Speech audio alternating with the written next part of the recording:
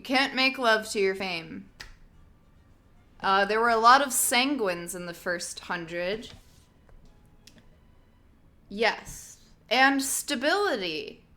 Being the most preferred quality for the selection, there were naturally a lot of phlegmatics among them as well.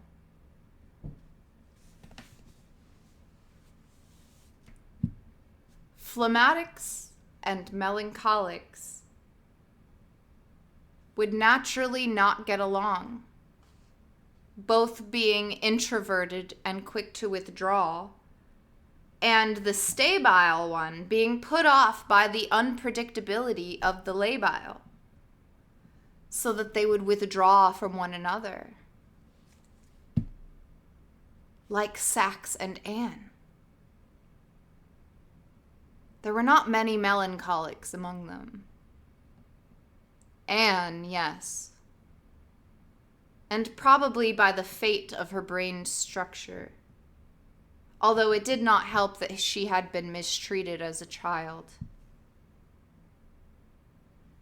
She had fallen in love with Mars for the same reason Michelle hated it. Because it was dead. And Anne was in love with death.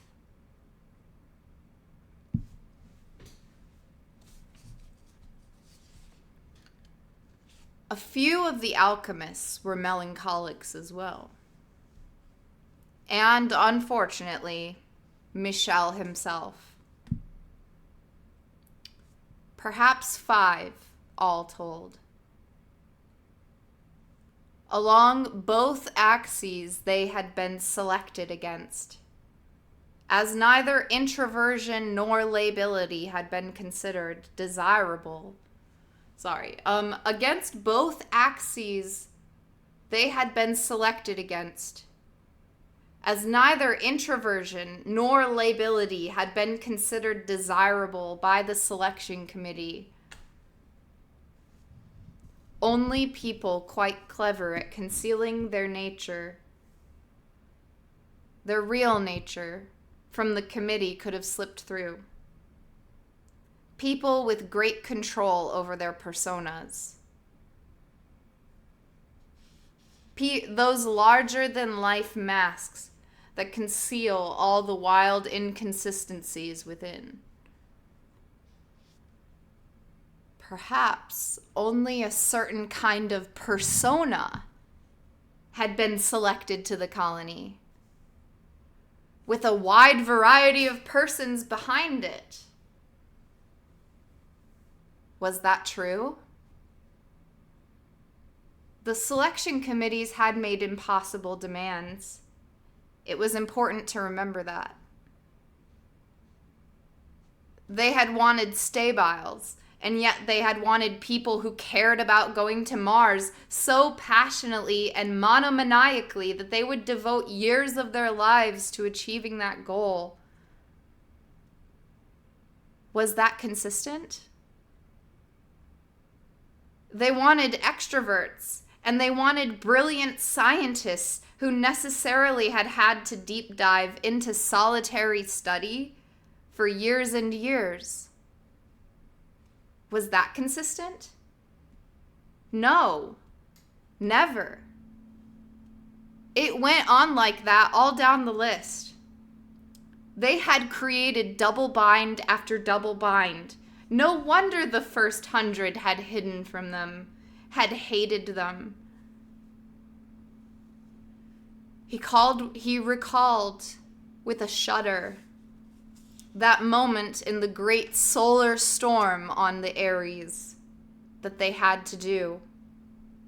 He recalled with a shudder the moment in that great solar storm on the Ares when everyone had realized how much lying and hiding they had had to do. When they all turned and stared at him with that pent-up fury, as if it were all his fault, as if he were all psychology and had concocted the criteria and had conducted the tests and made the selections all by himself. How he had cringed at that moment. How alone he had felt.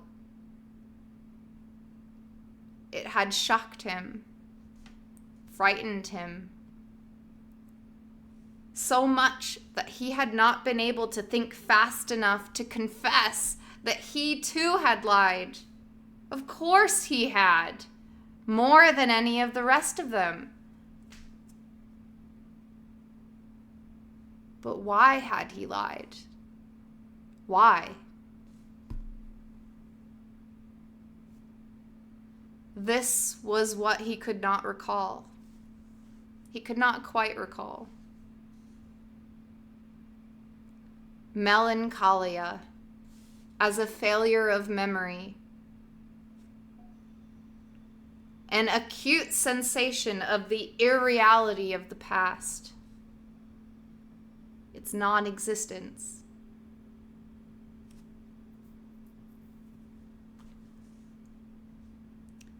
He was a melancholic, withdrawn, out of control of his feelings, inclined to depression. He shouldn't have been chosen to go. And now he could not remember why.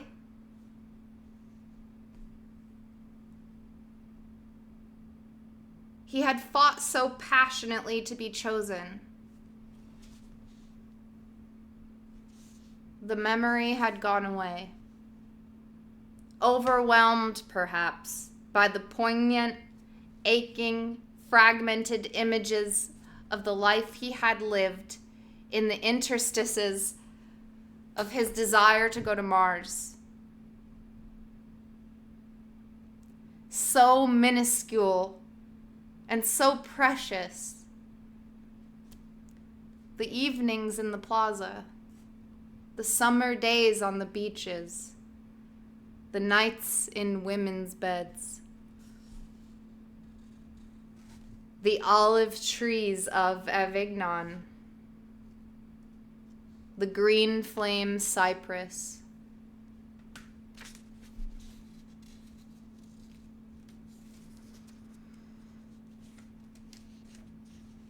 he found he had left the alchemist's quarter. He was at the foot of the great salt pyramid. He stepped slowly up the 400 stairs. That's a lot of stairs. He stepped slowly up the 400 stairs, putting his feet carefully on the blue no-slip pads.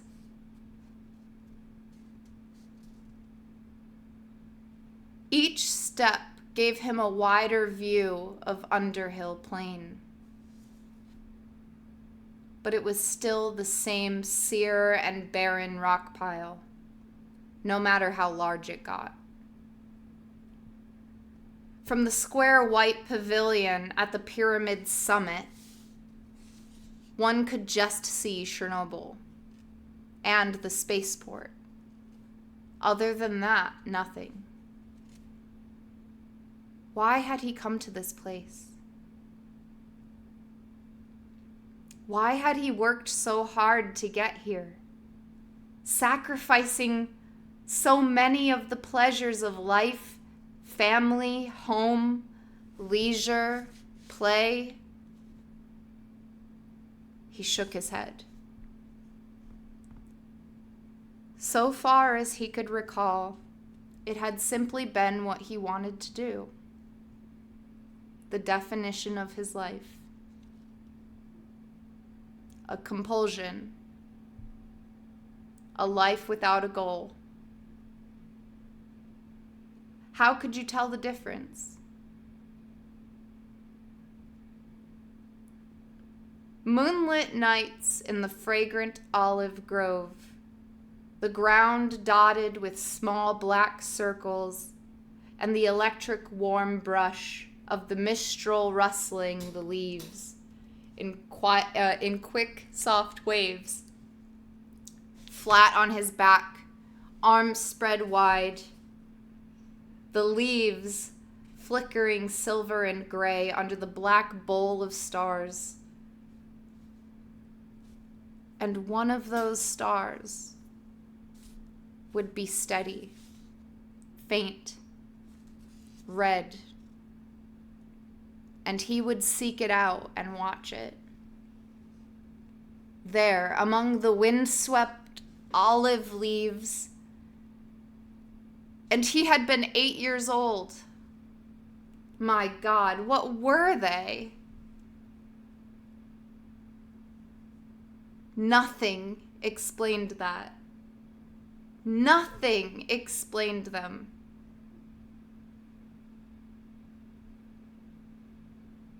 As well explain why they had painted in Lascaux, why they had built stone cathedrals into the sky,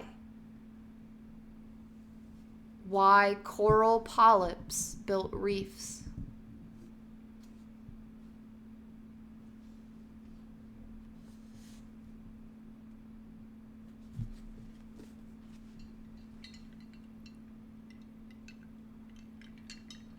Damn, Michelle.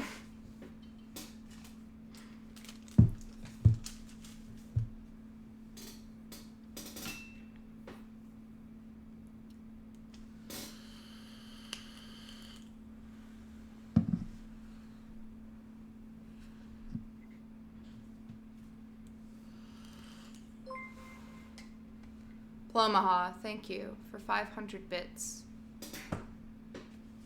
Hi.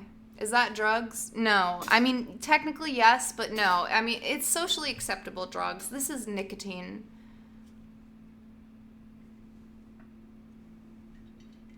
This is drugs.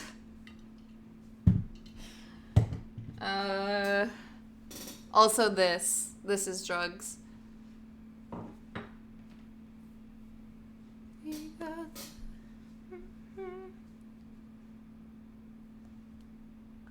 Ooh, that was too much chapstick. Virtual vape pass, everybody. Abstain, of course, if you do.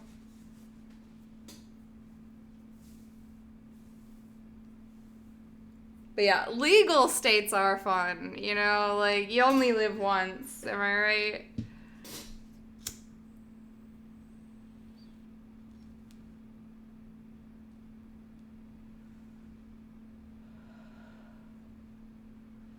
Hearing Anne is in love with death makes me think about what you said before. Sorry, you've fallen into the trap. Remember that this is Michelle narrating. I know that you want to trust him, and I know you want to give him a hug. He's right about some things, he's wrong about others. That's, I don't know. I feel like some of the viewers need some help here. He's right about some things, he's wrong about others. You know, when you know, you'll see it. It's also hard to say that somebody's an idiot when they're right about a lot of things. Like, you know, like I laughed at what he described Maya being attracted to Frank was like. But then I also agreed with why, I agreed for like a microsecond. Not even the full sentence. I agreed like in the middle of a sentence with something that he was saying about why John and Maya felt so good together. But then it was like wrong, right, wrong. Like, everything he says is like, he needs help. Just let me reemphasize that. He just spun some very beautiful poetry. The man needs a lot of help. He is lost in the sauce. He is just talking to himself and nodding and then talking to himself again. Anne is in love with death? Are you kidding me? I liked that. And maybe you like it for the reason that I like it. I don't know. But I liked that because I'm like, yeah, I guess Anne is in love with death now because I think Anne wants life. Like, I don't know. But I didn't write the book. I also didn't write the book, so I don't know yet. But I'm like, something in me vehemently disagrees with, like, I'm gonna be thinking about it. I don't know what you meant. Honestly, I just read your comment and I just went off. I don't even know what you meant. But I know what I meant. Anne is in love with death. What did that make you think of last week? When I said that she was gonna go crazy? It is kind of metal. Yeah, that's what I was thinking. Okay, all right. I came full circle. Like, I'm a lot like Michelle, actually. I go fucking crazy, and then I come full circle to, like, a single coherent point. And then you realize that a point is just a decimal in infinity. Anyways, I came around. I got it. You're right. I'm glad you're not disagreeing with me. Why'd you climb up there to die? I didn't. I climbed up there to live. Exactly. Like, Anne's not in love with death. She's in love with something that is death incarnate, but like, isn't that in itself a version of life? No, anyways, I'm being Michelle right now. It's okay.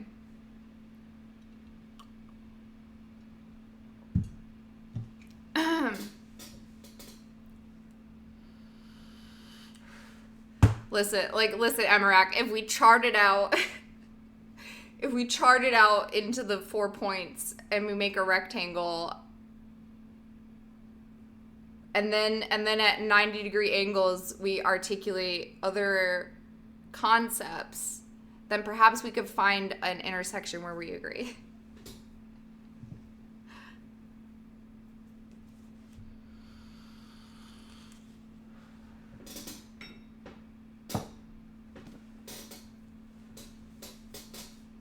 But, watch yourself. Be careful. I don't want to have to ban you. Okay, why do polyps build reefs? I don't know. Maybe we should stop here, because he's just going on. He's like, he had an ordinary youth. Michel Duval was born in 2004. No, wait, it's 2019. Oh, wait, it's 2027. Oh, my God. Michel Duval was born in 1995. He had an ordinary childhood. He moved often. Lost what friends he made. Went to the University of Paris to study psychology. He did his degree work on space station depression. And went to work for Ariane, and then Glav Cosmos. Sacre bleu. It's Russian.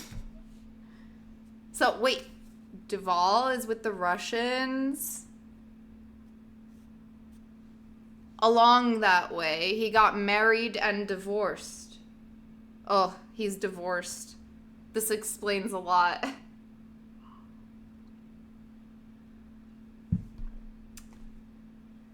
His parents were divorced, too. He got married and divorced. Francois had said he was not there. All those nights with her in Avignon. All those days in Villefranche-sur-Mer, living in the most beautiful place on earth. And he had walked about in a fog of desire for Mars. It was absurd. Worse, it was stupid. A failure of the imagination, of memory, of finally intelligence itself. He had not been able to see what he had, or to imagine what he would get. and now he was paying for it. Trapped on an ice floe in the Arctic night with 99 foreigners, not one of whom spoke French worth a damn. Only 3 who could even try. And Frank's French was worse than no French at all. Like listening to someone attack the language with a hatchet.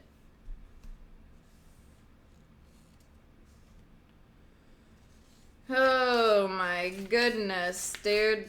I don't... There's only... Oh my god. Okay, we're gonna stop here. I'll see you next Monday. Also, I'm gonna keep streaming, but this thus concludes Monday Book Club. Thus spake Michelle. But there's literally like 5 more pages. 1, 2, 3, right?